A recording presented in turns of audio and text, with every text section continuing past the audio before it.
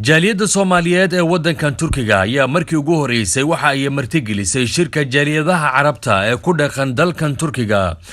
Ku dhawaad 12 dal ayaa goobjoog ka ahaa madashii uu shirkan ka dhacayay, waxaana diiradda lagu saaray sidii dhidabada loogu aasi lahaa madal ay ku midaysan yihiin dhammaan jaaliyadaha Carabta. ajandayaashii kale ee lagu lafugurayay shirkan waxaa ka mid ahaa in jaaliyadda Soomaaliyeed ee Turkiga wixii hadda ka dambeeya aan la faragelin xuquuqda ay ku leeyihiin dalkan, iyadoo ay hore u jireen shakhsiyaad ajnabi ah oo magaca Soomaaliyeed wax ku qaata. Sheekh Maxamed waa gudoomiyaha jaaliyadda Soomaaliyeed ee waddankan Turkiga. maanta waxaan aad iyo aad ugu faraxsanahay anagoo matalayna jaaliyadda Soomaaliyeed ee degan waddanka Turkiga. jaaliyadaas anagoo ku hadlayna magaceeda 6 gobol ay ka kooban tahay.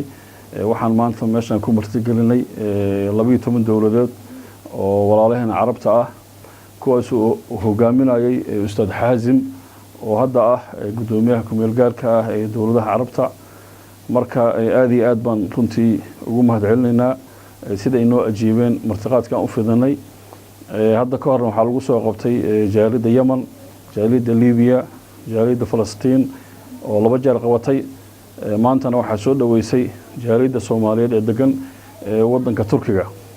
markii aad iyo aad baan ugu mahadcelinaynaa, waxaana looga dan lahaa inay helaan jaaliyadaha degan waddankan Carabta ah xuquuqdooda inay helaan ka maqan. marka laba ay u qaybsamaysaa xuquuq ayaga aysan raadsanin oo ay dayaceen iyo xuquuq hadda ayagu ay maartay ay ku leeyihiin dawladda Turkiga. marka وبصفة خاصة waxaan leenahay sababta loo sameeyo itixaadka jaaliyadda Carabiga in la maday jaaliyadaha Carabta ah waa inay iskaashadaan, waa inay wax wada qabsadaan, waa inay hal meel ka soo wada jeestaan, waa inay dawladda Turkiga ay ula hadli karaan si midaysan si ay xuquuqdooda ay ugu fuliso dawladda Turkiga, iyagana xuquuqda ay ku lahayd dawladda Turkiga ay fuliyaan. jaaliyadaha kale ee dalkani ku nool waxa ay helaan xuquuq aysan helin Soomaalida, sida qiimo dhimis loo sameeyo haddii ay furanayaan goobo ganacsi, iskuulo waxbarasho, guri jaaliyadeeda oo wax walba ka kooban iyo bas lagu qaado caruurta. intaasi ma helaan Soomaalida. Xaazim waa gudoomiyaha jaaliyadda Falastiin ahna gudoomiyaha midowga jaaliyadaha Carabta ee ku dhaqan waddankan Turkiga. waxa uu si diiran u soo dhaweeyay kulankan.